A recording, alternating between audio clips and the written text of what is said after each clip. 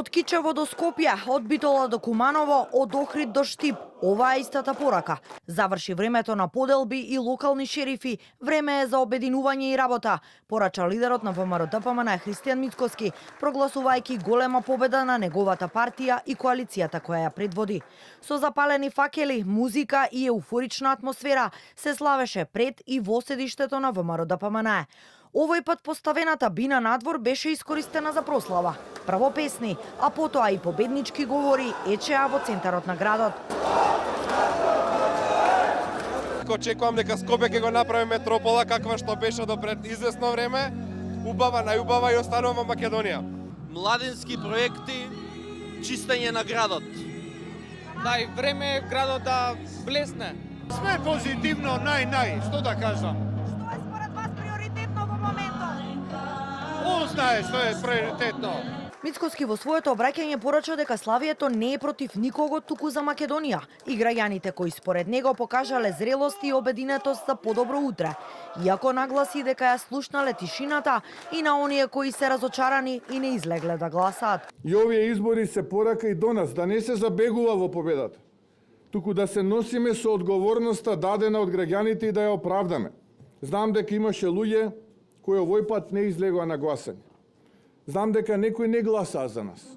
И тоа е во ред, тоа е дел од демократијата. Но сакам искрено да им порачам, и вашиот глас, и вашата тишина ги слушнавме. Затоа што оваа победа не е само победа на оние што гласаа за нас, туку и обврска кон сите вас што се уште чекате да видите голема промена. Нема да ви убедуваме со зборови, ќе убедиме со дела.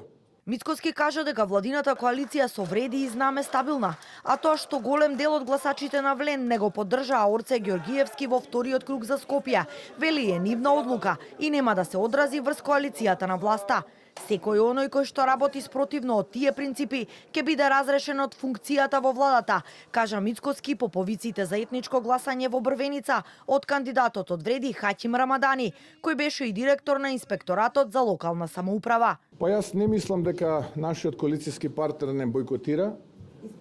Може би, па видете, никој гласовите не ги чува во џеп, ниту пак може да ги испорача директно од џеп. Тоа кое што го видовме помеѓу двата круга од нашиот коалицијски партнер во Скопје, од водството на нашиот коалицијски партнер, е една честна заложба за Орце Ѓоргиевски како кандидат тогаш на сега веќе градоначелник на градот Скопје.